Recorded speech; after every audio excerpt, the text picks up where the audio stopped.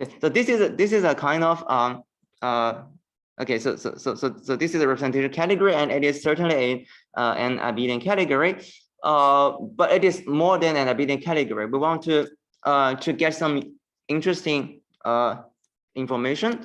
For example, if we want to get some not invariant or some other invariant in three-dimensional topology, then you want to put a tensor structure on the representation category.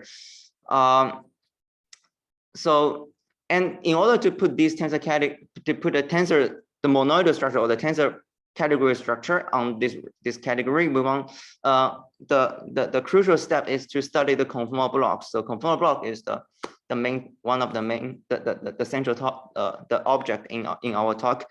So one of the main reasons for studying conformal blocks is to put a tensor structure and study some properties satisfied by this representation category. Okay. So this is the untwisted or non-orbifold story. So what about the twisted story? What about the orbifold conformal theory? So I'm going to point out the difference. The main difference is that now we have a group, and many people will focus on the finite group, because we already have many interesting phenomenon if you look at the finite group of automorphisms on the VOA. And here I'm going to use the U to denote a one with a automorphism. And so roughly speaking, when we study the orbifold theory, so many things could be reduced to study the representation category of the fixed points of algebra. So the meaning is clear. You take the fixed points of algebra and you study the representation category, right? So the goal is very similar to the untwisted part. But the difficulty is that because we have a finite group, you have some automorphisms, then it will give you some more extra data. And one important problem in the orbifold theory is to study the relations between the twisted part and the untwisted part. And here's one important thing is that if you only study the untwisted part, then you cannot get all the information from the representation category of the fixed points of algebras. You will so many things are not, so many information in this category cannot be recovered from the original category of the bigger VOA. And so if we want to study these fixed points of algebra, we have to study something outside this category. So mainly we want to study the category of twisted representations. So the philosophy is this: we want to reduce the study of the rep UG to the study of the VOAU. But if you only focus on the ordinary representations, you cannot get all the information for the rep or UG. So in order to study UG by studying U, we have to extend our definition of the representations. We want to we have to study not just these kind of ordinary representations, ordinary modules. We also should study these so-called G-twisted representations. And there are indeed some general theorems that guarantees that if your VOA satisfies some natural conditions, then these two categories are you can go from one side to the other side and vice versa. Okay, and there are some and these theorems are mainly due to Kuryov-Milgram and more recently by Robert McRae. So that's why we are interested in twisted modules, because we need twisted modules to study the representation of the fixed points of algebra. Okay, so this is a very quick introduction to the orbifold conformal field theory. Okay, let's see. Okay, now I want to talk about the permutation orbifold conformal field theory.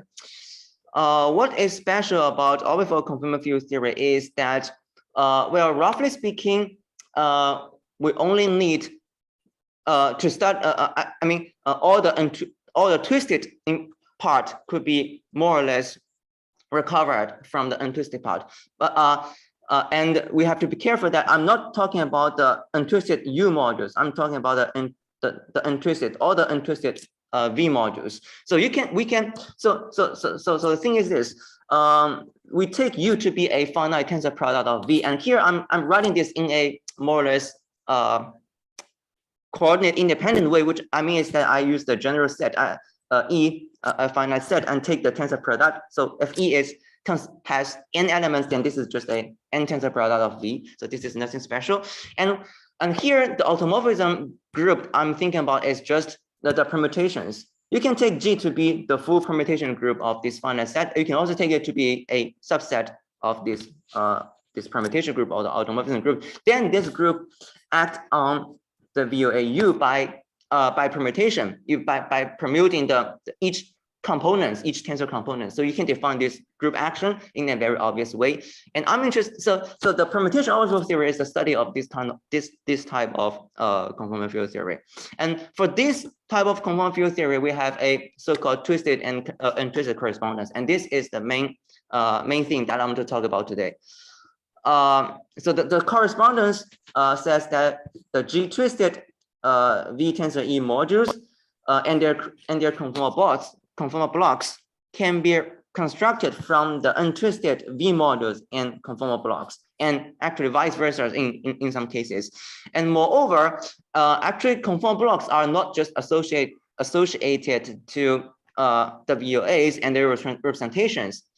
They are also associated to the Riemann surfaces, because conformal field theory deals with conformal field theories are actually kind of quantum field theories on the Riemann surfaces. So we have to, so these two data also depend on the Riemann surfaces, and there are actually some relations between the Riemann surface for the twisted part and the Riemann surface for the untwisted part. Well, to be more precise, the Riemann surface for the untwisted part is a branched covering of the Riemann surface on the twisted part.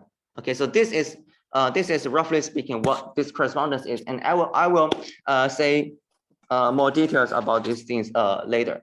Okay. Okay. Do you have any questions? Okay. Okay. So I will what I will do next is to explain the meanings of the names that I have mentioned previously. First of all, I'm going to tell you what are twisted modules. The best way to show you what are twisted modules is to compare twisted modules with untwisted modules. So what are the main difference between twisted modules and untwisted modules? So roughly speaking, twisted modules are the modules with kind of monodromies. So let's just first recall some basic facts about the untwisted modules. So untwisted modules, so if you have a VOA, so V, and so you have a vertex operator, right? So the vertex operator itself acts on V. So for each vector small u inside this vector space V, and you get this field operator. This field operator is acting on V itself. Okay, if you care about the rigorous things, then actually it is not a linear operator on V. It is a linear map from V to a so-called algebraic closure. But if you can, so for the purpose of our talk, we can ignore this subtlety. You can just think about this field operator as acting on V. So this is a field operator which depends. First of all, it depends linearly on U. This is very natural, but also it depends holomorphically on Z. So Z is a complex variable variable defined on the punctured complex plane. It cannot be defined on the origin, so it is defined on the punctured complex plane holomorphically.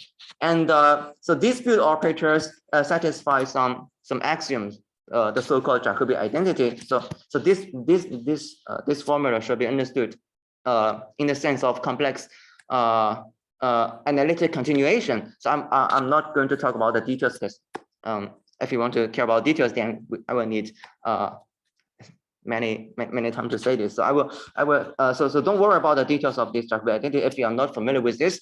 So the main thing is that, first of all, so this vertex operator is acting on V, but you can also let this vertex operator act on any V module. Actually, V module is defined just by this kind of vertex operator satisfying some axioms that are also satisfied by the original vertex operator. So here, if I add the subscript W to Y, it means that now the vertex operator is not acting on V, but is acting on a V module W. So this is W is a part of a different vector space, and of course, V itself is also a V module. And here's the important thing. Here's one important thing is that for untwisted modules, these are also holomorphic functions of Z defined on the punctured complex plane. But in contrast, when we think about the G-twisted modules, then this vertex operator, well, it is still a analytic with respect to Z, but here this vertex operator is not a single valued function of Z. It is multi-valued. There is a kind of monodromy, and the monodromy is controlled by an element of G. So actually, when we talk about G-twisted modules, we have to we have to choose an element small g inside the group big G, and we talk about the small g twisted module. A small g twisted module is, roughly speaking, a twisted module whose monodromy with respect to Z is controlled by this small g. Okay, so now Z is so Y is multi-valued with respect to Z, but if you take some square root, then it is single valued with respect to some fractional power of Z. And if you move Z around the origin, the argument of the Z will if you move clockwise, then the argument will decrease by 2 pi, and this 2 pi is contributed by the action of G. So this is the main difference. This is the formula that points out the main difference between G-twisted modules and untwisted modules. Okay, so this is, roughly speaking, what are twisted modules. Okay.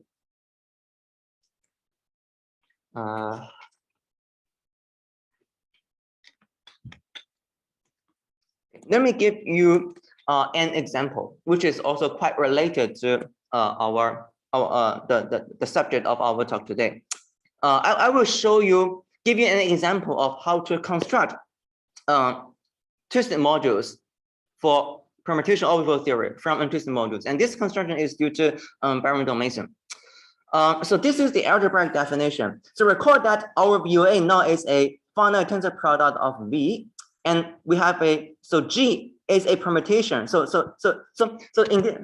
let us first consider the easy case, that is E is a finite set consisting of k elements, and G is a cycle of k elements. So G has only one orbit. Okay, so G acts transitively on this set.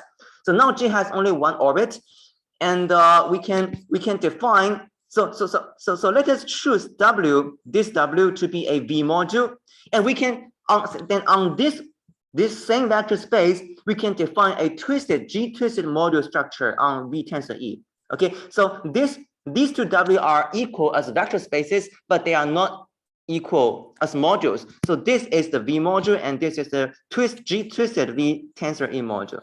Okay, so on the right hand side, this is the vertex operator for W, and on the left hand side, this is the twisted vertex operator for this W. And these two vertex operators are related by this formula. So roughly speaking, on the left hand side, this is the vertex operator from a tensor product of vectors inside V. Okay, and you define this vertex operator to be some product of the untwisted vertex operators for V, for the original V, and each tensor component appears in one vertex operator. But this part, it means that different tensor components, because if we want to take the case root of Z, and there are k different case roots, and for each case root, I assign it to one vertex operator. So this is the algebraic definition, and here is a more geometric explanation. On the right hand side, this is the picture for the twisted part. So for the twisted part, the vertex operator. This vertex operator acting on a vector W. Oh, sorry, this strip is small w here. Okay, this outgoing vector is this operator acting on this small w. So this what vector is you get is intuitively it just means that okay, on this sphere at the origin you put in a vector w, and at the z puncture you put in this tensor product. So you put in these two vectors, and the outgoing vector you get is the vertex operator acting on this small vector. Okay, this is the right hand side, and it could be, so this is the twisted part. It could be recovered from the untwisted part by okay, so now you here, these k elements are the case, all the case roots of the z, and for each root you put all these tensor components to here, and then the outgoing vector is the same as the outgoing vector here. So this is the geometric explanation. Okay, and from this geometric explanation, you can actually I would say that, so this picture is also a prototype of our twisted correspondence. You can see that the Riemann surface here is a branched covering. It is the k-fold branched covering of the right hand side.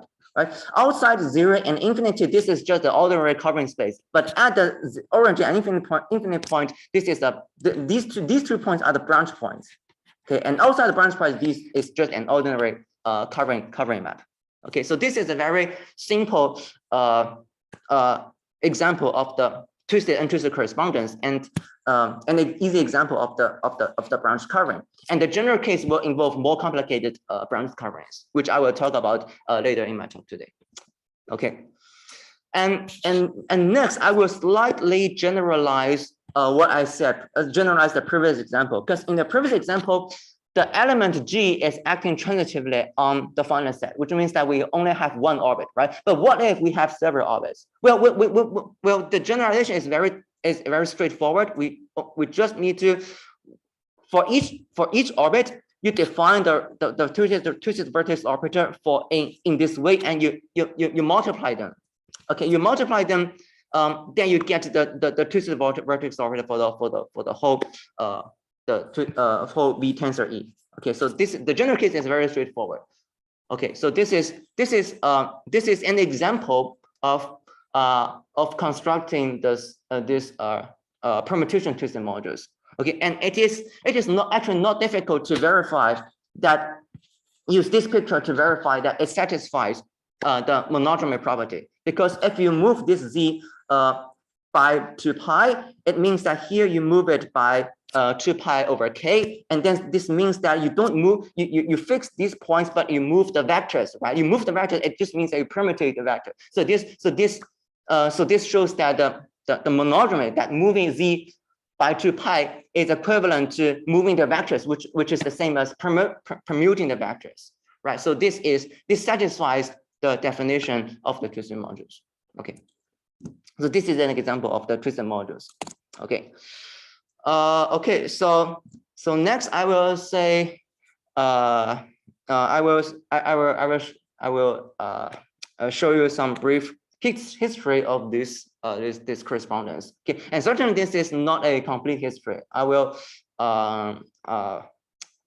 so I will begin with the physical story. So to my knowledge, the first this kind of correspondence was first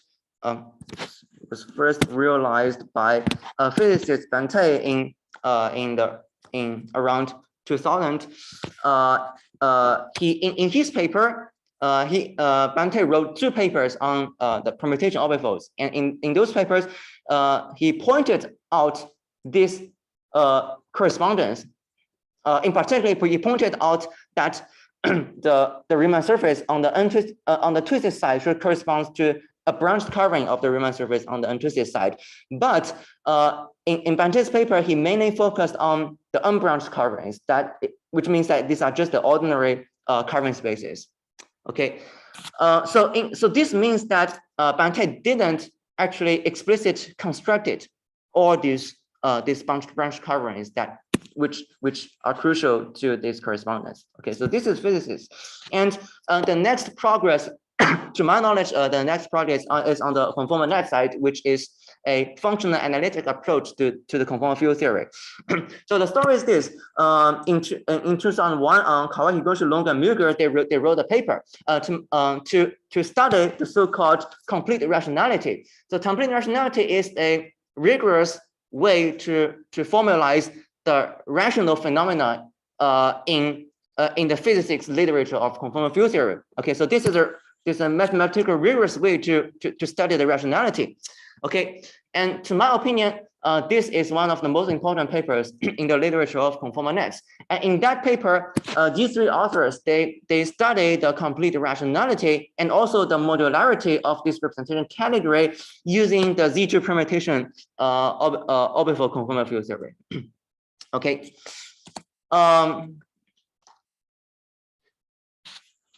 So how are their work related to the correspondence? So actually their work raises a very interesting question. It is that the modularity is about genus one property of the conformal field theory, because you studied S matrix, which are related to the modular properties, the modular space of genus one surfaces, right? So it is a genus one property, but conformal nets seems to be only applicable to the only genus zero conformal field theory, because conformal nets they are basically just a class of all algebras associated to the circle. So conformal nets are basically only genus zero stuff, but surprisingly they can use the genus zero stuff to study the genus one property, like the modularity, the S matrix. So why they study this genus one property by using this Z2 permutation conformal field theory. Okay, so and a retrospective explanation of this story is this: is why they can use the genus zero permutation orbifold to study genus one property is this. From the point of view of twisted and untwisted correspondence, the genus zero part, well, on the twisted side, if you choose a genus zero surface, then on the untwisted side, you have to choose a branched covering, right? And this branched covering will be higher genus. And in particular, if you take the Z2 permutation, you will get the genus one. Okay, so this is a very rough explanation of why in this paper, these three authors could use genus zero stuff to study the genus one stuff. Okay. Next, so let me mention some later works on this conformal nets. These are some later progress on this on the study of this correspondence in the conformal net picture. They involve Longo and Xu and Longo and Xu, and actually more recently by Zheng Wei and Xu. And I want to make some remarks on the second work. The second work, they actually computed some fusion rules for permutation-twisted modules. Okay, but their calculations only restrict to the cyclic cases. And actually, to my knowledge, even the cyclic case is not complete. In that paper, there are some words which says that there should be some geometric explanation, some more natural explanation of this correspondence, because in their computation they already realized that their computation of twisted fusion rules are equal to some fusion rules of the higher genus and twisted rules. They noticed this phenomena by explicitly calculating the fusion rules, but that paper could not explain this. They could not give this geometric explanation. Okay, so this is what this paper do. Okay, so next let me turn to the VOA side. Okay, so the first is the Barrington-Mason, which I have previously mentioned, and the Barrington-Mason Barrington-Mason's work only focused on the twisted modules, but not conformal blocks, which means that they only consider modules but do not compute the fusion rules. Actually, the computation of fusion rules are quite recent in 2021 by Dongxi and Yu. And sorry, this work is also for the modules, but this work in 2019 are they study the fusion rules among the cyclic cases, which means that both works are focusing on the abelian cases. And even in the cyclic case, the abelian case, the Zn case, the computation, to my knowledge, it is not complete. Okay, oops. So next, these are some approach to this correspondence from the point of view of tensor category. And in this tensor category approach, the computation of fusion rules are more complete than the previous approaches. But these approaches have some limitations. The limitation is that although the calculation of fusion rules in this tensor category framework are more complete than the previous ones, we cannot directly apply this tensor category result to the previous result, because in this tensor category framework, what they do is that they characterize the fusion rings in a very abstract way, but they do not show how to identify the objects in the fusion rings with the objects that we can explicitly construct in either the VOA context or the conformal context. For example, we cannot identify these abstract objects in the fusion rings with the twisted modules in the, let's say, the Barrington-Mason's construction. So this means that we cannot directly apply the result to the explicit VOA or the conformal context, which means that if you are given 3 explicitly constructed permutation-twisted modules, let's say you constructed from using the Barrington-Mason's method, you cannot use this method to directly show that their fusion rules are blah blah blah. Certainly, these rules give you they show that they give you suggestions, they give you hints on how the fusion rules look like, but you cannot use them to prove that. They do not prove that for explicit construct twisted modules the fusion rules are like that. Are like that. Okay, these are the limitations of this kind of tensor categorical approach. And one last word about this approach is that among these works, the work by Baumeier-Schweigert is most closely to the approach that I take into this talk. Actually, they construct the topological branch coverings. Okay, so they study this correspondence in a quite complete, quite systematic way, but they focus on the topological part. So it means that if we want to study the correspondence in the VOA context, we have to put complex analytic structures on these branch coverings. We have to extend the Baumeier-Schweigert's words to the complex analytic category. Okay, so these are some brief histories. And next, I want to tell you what are conformal blocks. Okay, I want to show you some elementary properties, give you some rough ideas about what are conformal blocks. So to talk about conformal block, we have to first choose a Riemann surface. So in my talk, Riemann surface always means compact Riemann surfaces. Okay, and there are endpoints. So these are the marked points. You can also think about these as punctures. So for each point, you put in some vectors, right? You put in some vectors and you get something. Okay, and for each marked point, I also associate a local coordinate. So local coordinate just means that it is a holomorphic function from a neighborhood. For example, eta1 is a holomorphic function from a neighborhood of x1 to a neighborhood of 0 inside the complex plane. This is an injective map, and it sends x1 to it sends the mark point to 0. Okay, in other words, this local coordinate it identifies a neighborhood of x1 with a neighborhood of 0 in an analytic way. Okay, so I call this to be an endpointed Riemann surface with local coordinates.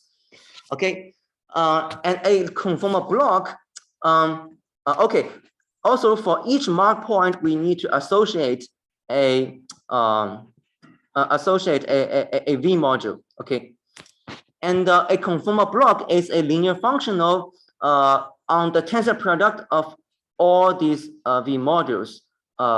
This is a linear product, which this is a linear functional which satisfies some covariance properties. Okay, so this is the picture. So roughly speaking, a conformal block is just a linear function, right? So you put in some vectors. So W1 is a vector inside the big W1, the module big W1, because the big W1 is the module associated to X1, right? And you put in all the vectors, and what you get is a number, right? So this is the machinery given by the conformal block, and this conformal block should satisfy some covariance property. And actually, the details about this.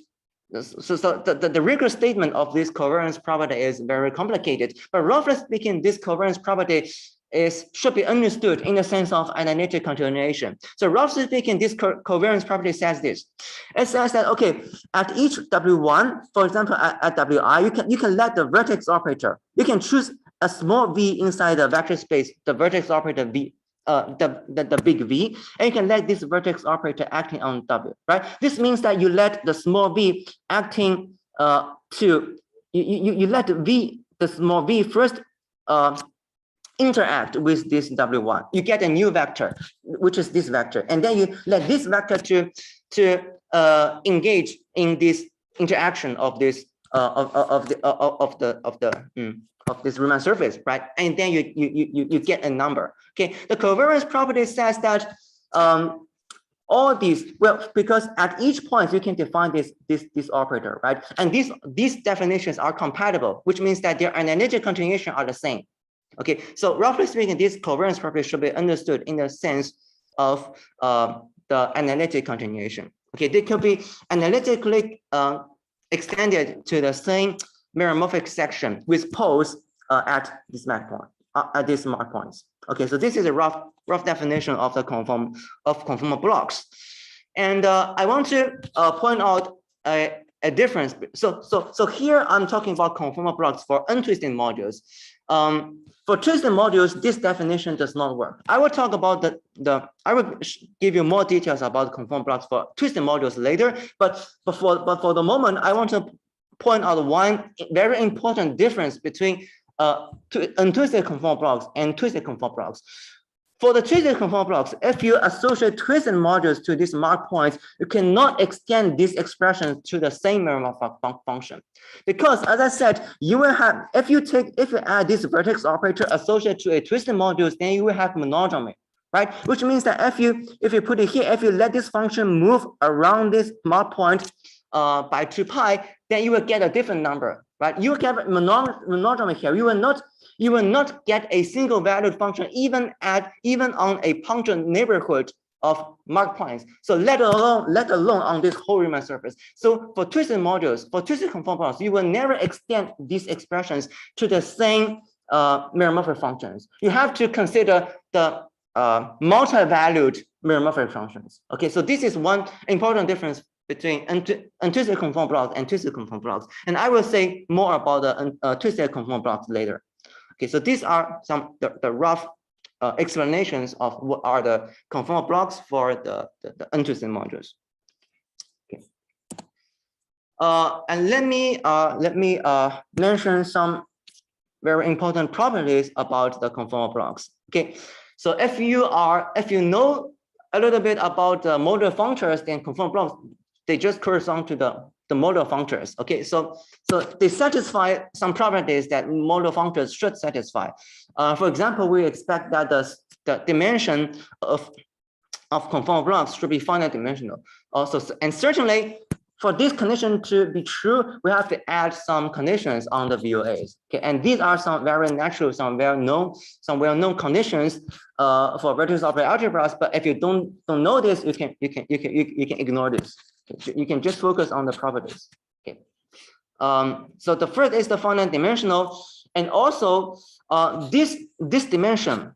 This is actually the fusion rules, but not necessarily the fusion rules for because the usual fusion rules are for the Riemann spheres for three punctures, 3 mark points, and actually for any Riemann surface, n-pointed Riemann surface, you can define this dimension. So this is a possibly higher genus fusion rules.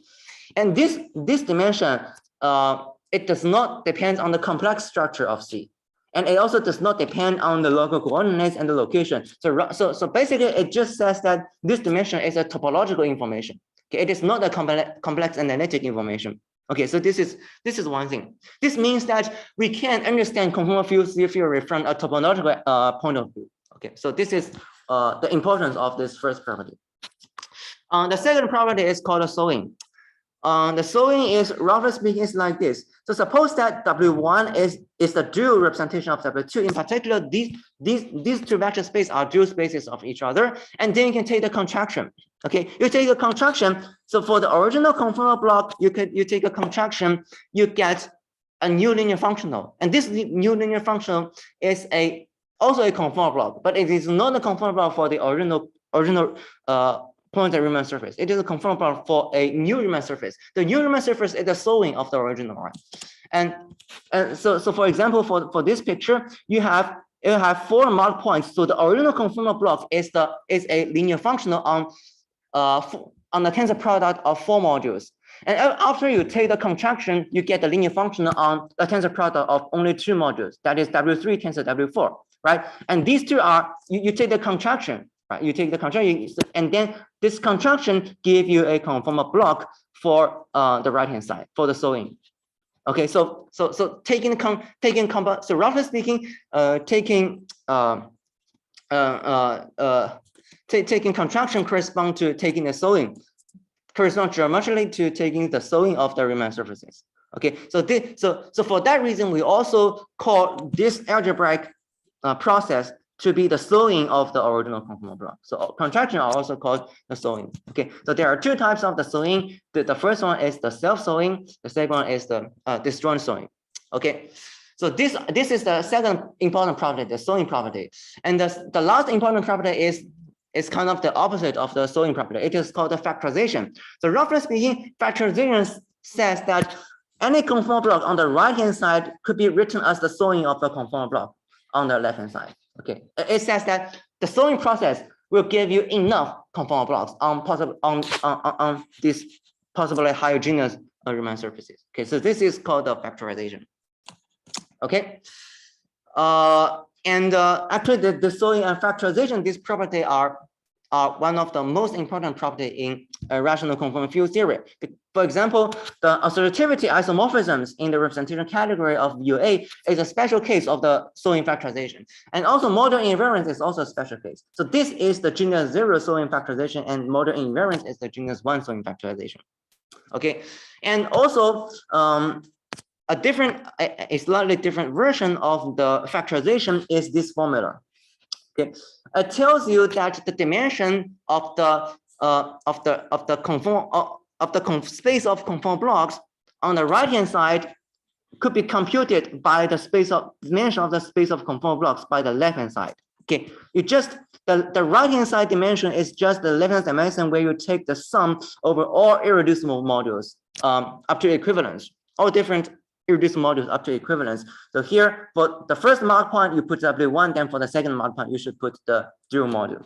Okay, so it means that you can compute the dimension of the space of conformal blocks for higher genus Riemann surfaces to using the data for the lower genus dimension of the lower genus conformal blocks, and ultimately all these dimensions of conformal blocks, spaces of conformal blocks, could be reduced to the computation of the fusion rules, namely the dimensions of the spaces of conformal blocks associated to 3-point spheres. Okay, so this is an important the importance of the factorization. It gives you a reductive formula to compute all the dimensions for the space of conformal blocks.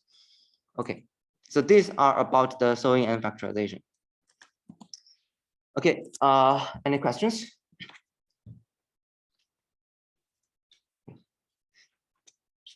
Okay, so next, let me return to let me go to the twisted words. Okay, I will tell you what are the main ingredients in the twisted conformal blocks. I will mainly focus on the genus 0 case, but it also generalized in a very straightforward ways to higher genus case. So for the genus 0 case, the problem is how to define twisted conformal blocks. Okay, it turns out that as I said previously, we have to include multi-valued holomorphic functions in order to study conformal blocks. Okay, so because we have this multi-valued property, it turns out that the data to get a unique data, only pointed Riemann surfaces are not enough. We also have to add the paths. Okay, the paths controls the monodromies. They fix the initial monodromies. For example, it turns out it will turns out that if you take different homotopic classes of parts, then the conformal blocks you get will be different. Okay, so here are some details. I will call this data to be an n-part sphere. This means that you have a sphere, you have n distinct mark points. At each mark point, you have local coordinate eta. But besides the mark points and local coordinates, I also have a path. Okay, the path is going from a point which is close to the mark, close but not equal to the mark points, to a common endpoint. Okay, so these blue parts, these blue curves are the paths. Okay, I need a path to define the twisted conformal blocks, and it turns out that this definition depends on the homotopic classes of these paths. Okay, and I also want to define this alpha I. So what is this alpha I? You choose this small anti-clockwise circle around the mark point xi, and then the alpha I is the path which goes like this. You go, the first step is here, the second step is here, and the last step is here. So the alpha I is a path from and to the fixed mark point star. Okay, so in other words, all these alpha I could be understood as elements of the fundamental group. Okay, and this fundamental group is crucial for our study of the permutation twisted conformal blocks. Okay, so these are some basic geometric setting. Okay, and now I'm based on this geometric setting, I will define the conformal blocks. Give you the rough definition of the conformal block. Certainly, for each mark point, I'm going to associate the twisted modules. More precisely, for each mark point xi, I will choose a GI twisted module. So this means that GI, so recall that each GI is a group element, right? We have a big G, we have a big group, big G, acting as an automorphism on the VOAU, right? And for each I, you choose a group element GI. Okay, and you choose a GI twisted U module WI, which means that the monodromy of WI, when you move this around this circle, around the mark point, this monodromy is reflected by the action of this small group GI, right? This is because this is the definition of the GI twisted module, right? Okay, and then I define again the conformal block associated to all these modules and this data to be a linear functional. Okay. And this linear functional should also satisfy certain covariance property. The covariance is this. Okay, first of all, there's one thing that I forgot to mention in the previous page, but let me point out this. I'm going to assume that this initial point is sent to a positive number by the local coordinate. Right? It means that if you take eta I, then the value of eta I at this initial point is a positive number. I fix this as positive so that I can choose the argument to be 0. Because if our argument is 0, then it will simplify some of the discussions. Okay, so but anyway, this is not a very essential assumption. The important thing is that what is that covariance property for in the definition of conformal block? The covariance property is this. First of all, recall that you can let this vertex operator acting on each WI. This means that you can let the vector U inside big U first interact with each WI, and then you let the outgoing vector to interact with the remaining vectors, right? And the covariance property is this. It says that first, all these expressions could be extended to a holomorphic function on a neighborhood of the blue parts, a neighborhood of all these gammas. Okay. And this extension is single valued, and then we can also extend this holomorphic function furthermore to a multi-valued function on the sphere outside this mark point. Okay, this is not a meromorphic function because the poles will have fractional powers. I will prefer not to say this. Say this to be a meromorphic function, but anyway, outside the points, outside this mark point, this can be extended to a multi-valued section. Okay, so this is the modification we need in order to define the twisted conformal blocks. Okay. Okay, so next I will return to the setting of permutation orbifold conformal field theory, and then I will show you the main result. So we return to the setting that U is a tensor product indexed by E of the same VOA V, and G is a finite subgroup of the full automorphism group. For example, you can just take G to be the full permutation group. Okay, and for each I take a group element, and for the GI, I take a GI twisted V tensor E module. I constructed from the Barrington-Mason construction. And by the way, the Barrington-Mason construction will give you all the twisted modules when the VOA is rational. When the VOA is not rational, then the Barrington-Mason construction is not enough. Okay. And record that. So this means that this Wi is a tensor product of V modules. Recall previously when we discussed the Barrington-Mason, we said that when we have only one orbit, if GI has only one orbit, then Wi is just a module of V. Right? If you have several different orbits, then the number of orbits is the same. For each orbit, I choose a V module, and on this same vector space, I introduce a twisted structure. Right. So the number of tensor components is the same as the number of the GI orbits. For each GI orbit, I choose a V module, and on the which is called the WIO, and on this vector space, I can have a twisted vertex operator, and this twisted vertex operator, you tensor together, you get a twisted vertex operator on the whole tensor product space. Okay, so roughly speaking, the key point is that each orbit corresponds to each V module, and all these V modules tensor together has a structure of GI twisted V tensor E module. Okay, so this is our recall of the key points of the Barrington-Mason construction. I recall this because this point is quite important for the twisted and untwisted correspondence. Okay, and next, this is the main result. The main result says that, okay, these two vector spaces are the same, right? You have a same vector space. It could be regarded as a tensor product of V modules. You can also, well, I would say that this is either a tensor product of U twisted modules, and it is also a tensor product of V modules.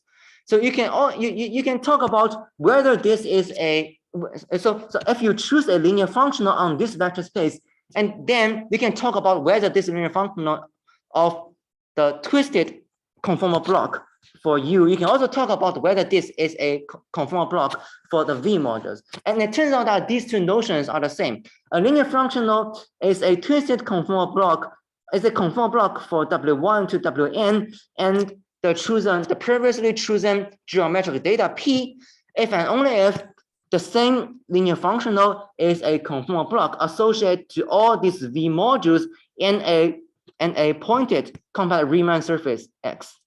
This X is actually a branched covering of the Riemann sphere. And in the next several pages, I will explain what is this branched covering. Okay. And also note that these V modules correspond bidirectly to the marked points of X. Okay, and actually the marked points of X are precisely the inverse image of the marked points of P under the branched covering. Okay, so next I will show you what is this branched covering. What is the Riemann surface associated to the untwisted part? Okay, the twisted part, the Riemann surface is just a sphere with paths. On the right-hand side, I'm going to show you what are these Riemann surfaces. To describe what is this Riemann surface, what is this branched covering, I will first need to recall this quite basic fact about the covering space, which you certainly have learned if you have taken the very first course in algebra topology. So recall that if Y is a connected manifold, you fix a marked point star, and the finite connected current spaces of Y correspond bijackly to the cofinite subgroups. The cofinite condition corresponds to the finite condition. If you remove the finite condition, then you remove the cofinite condition. Okay. Anyway, the current spaces, connected current spaces, correspond bijectively to subgroups of the fundamental group. And this subgroup also corresponds to the transitive action, which means that actions with only one orbit. You just take the action on the coset, right? You get the transitive action. So this is clear. Okay. And for our theorem, we also need to consider disconnected current spaces. And correspondingly, we have to consider general actions on finite sets, which has possibly more than one orbits. Okay, in that case, each orbit corresponds to one connected component of the covering map.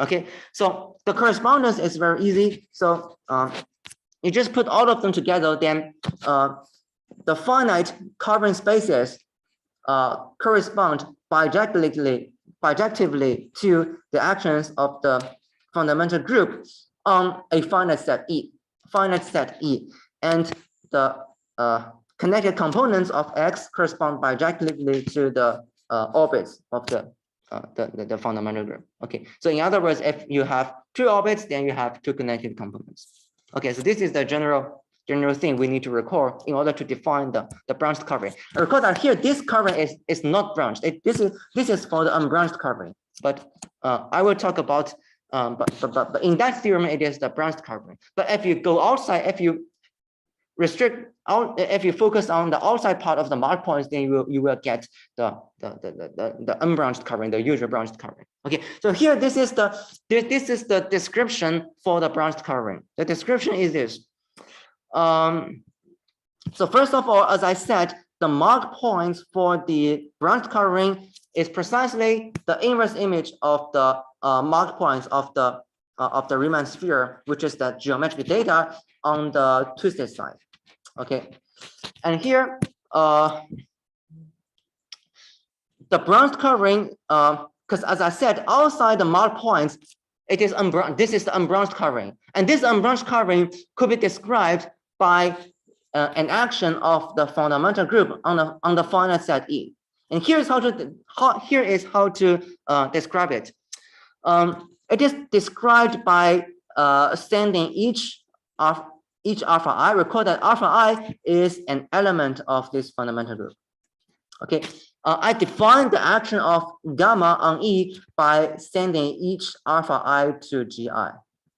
Okay, and this definition has some subtleties. So first of all, I have to assume that all these alpha I generate this fundamental group. Okay, in many common cases this is true, but in some weird cases this is not true. I want to, for example, if you let this curve go in a very weird way, then these loops around all the mark points might not always generate the finite group. But in this, for example, in the picture, in this picture, you see these elements certainly generate the fundamental group. So this is the first thing. The second thing is that even if these elements generate the fundamental group, you might not necessarily be able to define the action of G, because you have to, in order to define, because all these elements inside the fundamental groups, these are not free elements. These do not generate freely this fundamental group. For example, in this picture, the paths alpha 1 and alpha 2 are free generators. But alpha 3, if you add alpha 3, then alpha 3, the loop here, could be expressed as the product of alpha 1 and alpha 2. And in that case, G3 should be, well, I should say that in this case, alpha 1 times alpha 2 times alpha 3 should be the identity. And in that case, we have to assume that G1 times G2 times G3 is equal to identity. If they were not identity, then we understood the conformal blocks to be 0. Okay, so these are the necessary requirements. Okay, and then if these requirements are satisfied, then we can define the action of the fundamental group on the finite set E, and this action determines a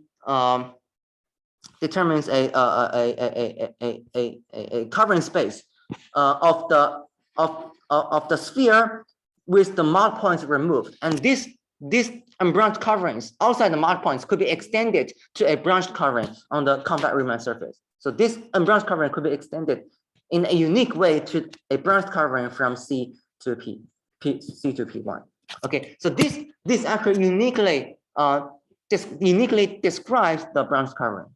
Okay, so this is how we construct these branched coverings. Okay, and the way we associate the modules to the mark points is more complicated, so I will not talk about this today. I want to talk about this quite well-known fact. That is, the genus of the branch covering. Well, I should say that the genus of each connected component of the branch covering could be explicitly calculated using the Riemann-Hurwitz formula. So once you know the genus, you can use the factorization formula to reduce the dimension of the high genus untwisted conformal blocks to the genus 0 to the fusion rules. So the logic is this: the theorem relates the untwisted conformal block with the twisted conformal blocks, right? Our goal is to, for example, calculate the fusion rule for the twisted part. And this theorem shows that the twisted part fusion rules could be is the same as the fusion rules for the untwisted part, but the fusion rules for the untwisted part might be higher genus. But the genus could be explicitly calculated using this formula. And once you know the genus, you can then use the factorization property to reduce it to the ordinary fusion rules for genus 0, 3 mark points data. So all these twisted fusion rules permutation fusion rules could be explicitly calculated in terms of the ordinary, which means that genus 0, 3 mark points fusion rules for the untwisted V modules. Okay, so this is a immediate consequence of our main theorem. And here is, let me close my talk by giving you this example. That is, if you choose P to have 4 mark points, 0, A, B, and infinity, and you consider the Z2 permutation orbifold. That is, you have the generator acting, you're permuting 2 elements. So in this case, E, the finite set E has only 2 elements. Okay, and for each mark point, I associate the sigma twisted module, which means that you pick a V module, and this V module is automatically a sigma twisted V tensor V module according to the Barrington-Mason construction. And then about this data, we can talk about the conformal block. For the twisted conformal block, the corresponding untwisted conformal block, the branched covering is the elliptic curve. So in particular, it has genus 1. Okay, so in this case, this branched covering could be explicitly constructed. Okay, so that's all for my talk.